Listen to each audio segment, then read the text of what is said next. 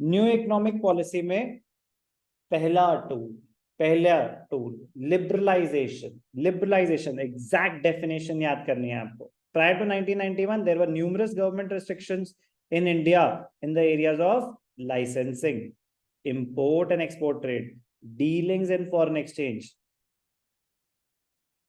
But in July 1991, a package of economic reforms was announced, which marked the beginning of the process of liberalization in India. Exact definition याद करनी पड़ेगी। Liberalization means removal of entry and growth restrictions on the private sector. ध्यान से याद करना, क्योंकि कुछ बच्चे जो ढंग से नहीं पढ़ते, ऊपर से पढ़ते हैं, वो मिक्स कर देते हैं प्राइवेटाइजेशन और लिबरलाइजेशन, क्योंकि यहाँ पे भी प्राइवेट सेक्टर की बात हो रही है, बट यहाँ पे प्राइवेट सेक्टर की किस पॉइंट ऑफ व्यू से बात हो रही है? Removal of restrictions on the private sector. कौन सी restrictions? Entry and growth. Entry, आप भाई साहब प्राइवेट सेक्टर का ये काम ही नहीं है, ये गवर्नमेंट के लिए ही रिजर्व्ड है, हटाओ ऐसी रिस्ट्रिक्शंस। ग्रोथ, आप इतनी यूनिट्स बना सकते हो, इससे ज्यादा यूनिट्स नहीं बना सकते, कह रहे कोई रिस्ट्रिक्शन नहीं, बनाओ जितनी बनानी, जितना बड़ा बनना है बनो, कोई रिस्ट्रिक्शन नहीं होगी। तो removal, liberalization means removal of entry and growth restrictions on the private sector. Liberalization involves deregulation. Chapter 2 was focusing on regulation on the private sector by the government. They failed miserably. Now they are talking about deregulation and reduction of government controls and greater autonomy, independence दो इनको, freedom of private investment to make the economy more competitive. So liberalization involves deregulation. Under this process, business is given free hand and is allowed to run on commercial lines. कह रहा आपने जो करना है करो. Obviously, rules and regulations will be there. Restrictions ना के बराबर.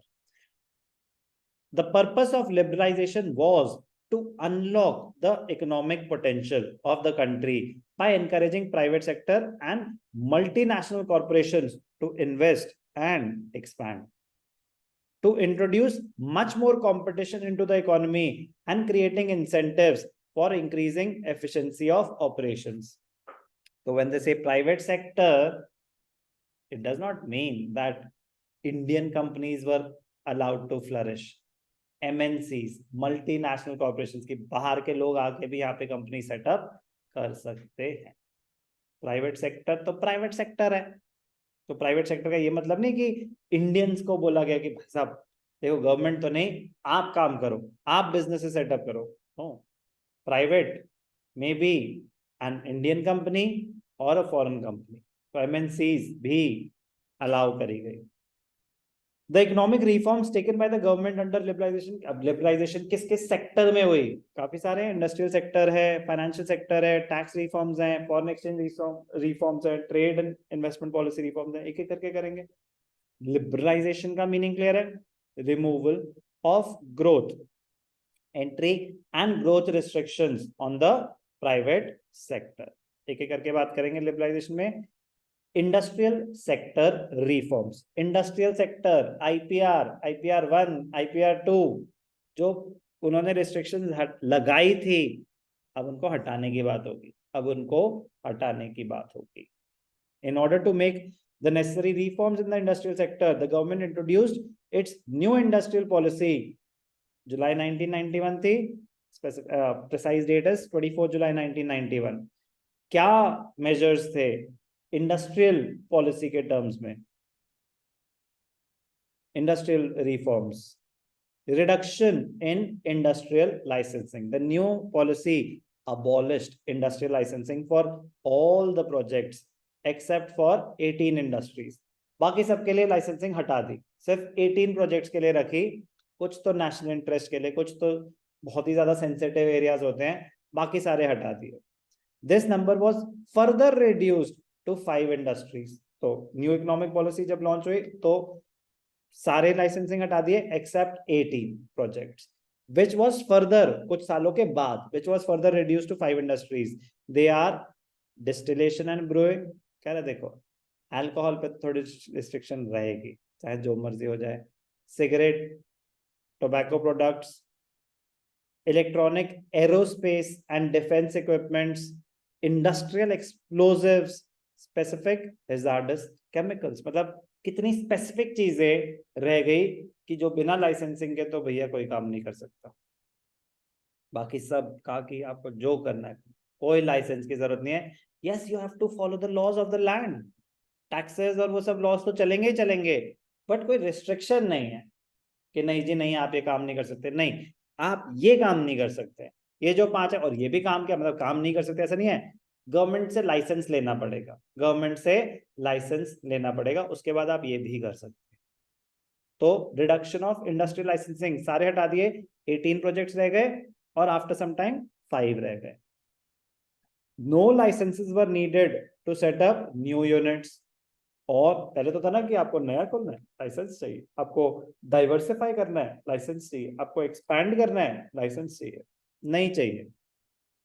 However compulsory licensing is required for the above. 5 जो ये हैं इनकी लाइसेंसिंग होगी, बाकी किसी के लिए कोई रिस्ट्रिक्शन नहीं है। तो नंबर 1 इंडस्ट्रियल सेक्टर रिफॉर्म में reduction in industrial licensing. Number 2, decrease in the role of public sector, opposite of what happened that time. Increase in the role of public sector, decrease in the role of public sector. One of the striking features was substantive reduction in the role of public sector in the future industrial development. अभी तो statement दी है, government has no business to do business, government has no business to do business. सब समझते हो इस line का? कह रहे गवर्नमेंट का काम है इकोनॉमी को, मतलब एडमिनिस्ट्रेशन हो गई, डिफेंस हो गया, ये सब काम है, कंपनीज चलाना गवर्नमेंट का काम नहीं है, ऐसा कह रहे हैं। कुछ चीजें तो होनी चाहिए गवर्नमेंट के कंट्रोल में, बहुत ही कम, बट मतलब basically to justify privatisation, to justify private, अभी भी प्राइवेटाइजेशन हो रही है ना, अच्छे खासे पेस पे हो रही है। आप लॉस मेकिंग कंपनीज को प्राइवेटाइज करो, समझ आता है, प्रॉफिट मेकिंग कंपनीज को प्राइवेटाइज नहीं करना चाहिए। जो प्रॉफिट मेकिंग कंपनीज है उनको तो गवर्नमेंट कंट्रोल में रहने दो ना, क्योंकि चलो आगे जाएंगे, बट पॉइंट इज इससे भी थोड़ा सा रिलेटेड है ना। Decrease in the role of public sector का मतलब है पब्लिक सेक्टर का रोल कम करो, वो अभी भी हो रहा है, बट तब तो लॉसेस में है ना। मैं कह रहा हूँ हाँ ठीक है, लॉसेस में कोई कंपनी है तो they should not be doing that business, they should definitely be out of that business. तो reduce the role of public sector.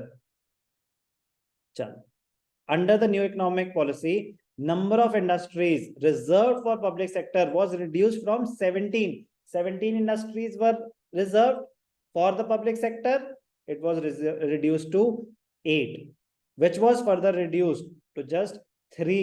ये बहुत इंपॉर्टेंट नंबर्स हैं, आपको याद करने पड़ेंगे। IPR 1 में क्या था, 2 में क्या था, और न्यू इकोनॉमिक पॉलिसी में क्या हुआ। 17 to 8, which was further reduced to just 3 in 10-11। और बचा क्या, atomic energy, railways and defence equipments. अभी रेलवेज भी प्राइवेटाइज हो गया, IRCTC, तो उसमें पब्लिक स्टेक भी है, प्राइवेट इन्वेस्टमेंट्स भी हैं। तो decrease in the role of public sector. Liberalisation में, इंडस्ट्रियल पॉलिसी रिफॉर्म्स में क्या क्या आया इंडस्ट्रियल सेक्टर रिफॉर्म में? Number 1 reduction in industrial licensing, number 2 decrease in the role of public sector, number 3 dereservation under small scale industries. वहां पे थी reservation, वहां पे स्मॉल स्केल इंडस्ट्रीज को प्रमोट किया गया था, पर वहां पे कहां पे 1950 टू 1990 में 1950 टू 1990 में स्मॉल स्केल इंडस्ट्रीज को प्रमोट किया गया था, उनके लिए स्पेशली कुछ प्रोडक्ट्स रिजर्व किए गए थे कि ये प्रोडक्ट्स कौन बनाएगा, सिर्फ स्मॉल स्केल इंडस्ट्रीज। क्या, सॉरी ब्रदर, डी रिजर्वेशन, कोई किसी चीज के लिए कोई रिजर्वेशन नहीं होगी, जिसको काम करना है आप survival of the fittest. Many goods produced by the small scale industries were de-reserved। de-reserved मतलब आप कोई भी बना सकता है, पहले सिर्फ स्मॉल स्केल इंडस्ट्रीज बना सकती थी। In many industries, the market was allowed to determine the prices through forces of the market and not by directive policy of the government। मतलब पहले क्या होता कि prices were controlled by the government, MSP, price ceiling, price floor, but कह रहे नहीं, government prices fix नहीं करेगी, majority of the products will be determined through the forces of demand and supply. We will let the market fix the prices. MRTP Act, Monopolies and Restrictive Trade Practices Act. With the introduction of liberalization and expansion schemes, the requirement for large companies to seek prior approval for expansion, establishment of new undertakings, merger, amalgamation, they were eliminated. MRTP, monopolies and restrictive trade practices. You are not allowed to make more than 10,000 units per month of a particular product. But basically we are trying to control the size of the organization, ताकि ज्यादा बड़ी ना हो जाए, उनकी अपनी monopoly ना हो जाए. जैसे रिलायंस की मोनोपोली है काफी सारी चीजों में, क्योंकि हट गई ना MRTP act. Monopolies and restrictive trade practices act होती थी कि किसी कंपनी को इतना बड़ा नहीं होने देंगे कि वो अपनी मोनोपोली क्रिएट कर पाए. बट लिबरलाइजेशन के ऑपोजिट ही हो गया ना ये तो, रिस्ट्रिक्टिंग देयर ग्रोथ. लिबरलाइजेशन का मीनिंग क्या है? Removal of entry and growth restrictions. MRTP is a direct restriction on the growth of the company to safeguard interest of the entire economy. But कह रहे हैं आपको restrictions हटानी पड़ेगी. तो MRTP Act was replaced by Competition Act, which is more liberal. The Competition Act was amended by the Competition Amendment Act, again by Competition Amendment Act. Point is, MRTP Act was replaced by Competition Act. Liberal policies were introduced. Industrial sector reforms. Liberalization का पहला part.